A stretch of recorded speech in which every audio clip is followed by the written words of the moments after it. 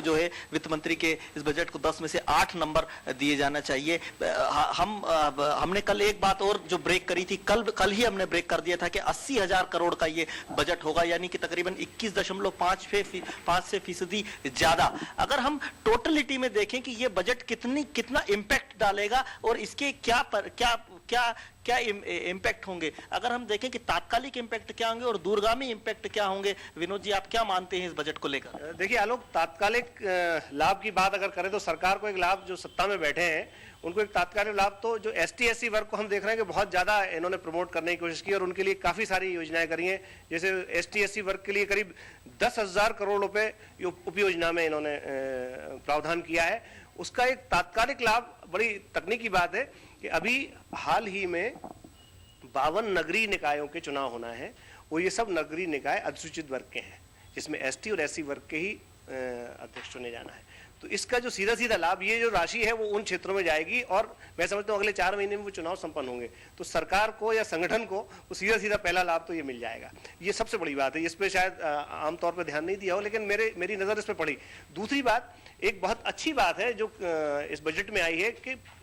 स्वास्थ्य जैसी जो मूलभूत सुविधाएं हैं उसके लिए सरकार ने 36% की बढ़ोतरी की है। हालांकि मध्य प्रदेश में भी स्थिति ये है कि गांव में अभी भी चिकित्सा सुविधा उपलब्ध नहीं है, लेकिन ये अच्छी बात है कि आपने कृषि बजट की तरह इसमें भी अलग से प्रावधान किया और अच्छे आपने 36% बढ़ा के बजट को, और 5 मेडिकल कॉलेज जो पीपीपी से होना है, प्राइवेट पब्लिक सेक्टर से, तो करीबन मध्य प्रदेश में अभी जो 6 निजी क्षेत्र के और 5 सरकारी क्षेत्र के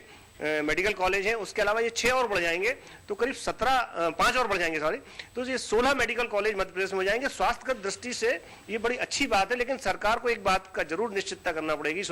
पड़ेगा इस बात को कि ग्रामीण क्षेत्रों में जो स्वास्थ्य सुविधा है वो मुहैया होना चाहिए, क्योंकि अभी भी ग्रामीण क्षेत्रों में या तो अस्पतालों में स्टाफ ही नहीं है, और अगर स्टाफ वहां आपने नियुक्त कर दिया है तो वो मौके पे पहुंच नहीं रहा है, तो इससे जो स्वास्थ्य सुविधा मिलना चाहिए ग्रामीणों को वो नहीं मिल पा रही है। बिल्कुल विनोद जी, जो आपने बताया कि जिस तरीके से स्वास्थ्य के बजट में इजाफा किया है और प्राइवेट मेडिकल कॉलेज खोलने की, जो पीपीपी मॉडल पे जो मेडिकल कॉलेज खोलने की बात की, इसके अलावा जो है मैं आपको एक बात ध्यान दिलाना चाहूंगा कि आयुष डॉक्टरों की भर्ती की भी बात की कि 209 पद आयुर्वेदिक डॉक्टरों के भरे जाएंगे। तो जो नाराजगी आयुर्वेदिक डॉक्टरों की थी, उसके अलावा जिस तरीके से होम्योपैथी में पीजी भोपाल के अंदर शुरू करने की बात की है, तो कहीं ना कहीं सरकार ने एलोपैथी के अलावा जो आयुर्वेद और होम्योपैथी की जो पैथी, क्या उनको भी जैसे संभालने की कोशिश? नहीं, बढ़ावा तो देना ही चाहिए। और ये जो बजट अभी आया है जिसमें 36% बढ़ाया है, उसमें ये आयुष वाला भी पार्ट रहेगा, क्योंकि अलग स्पष्ट नहीं किया है अभी सरकार ने कि क्या क्या करेंगे, उसका बाइफरकेशन नहीं आया अभी, लेकिन बाइफरकेशन जब आएगा तो आप देखेंगे। क्योंकि क्या है कि जो एलोपैथी का डॉक्टर है वो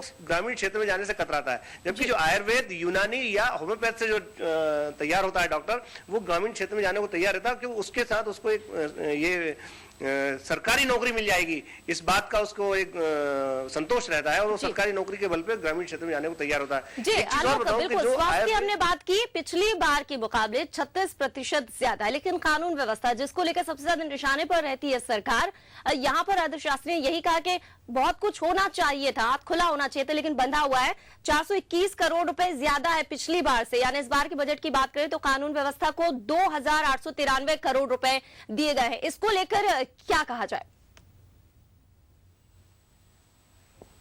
बिल्कुल देखिए,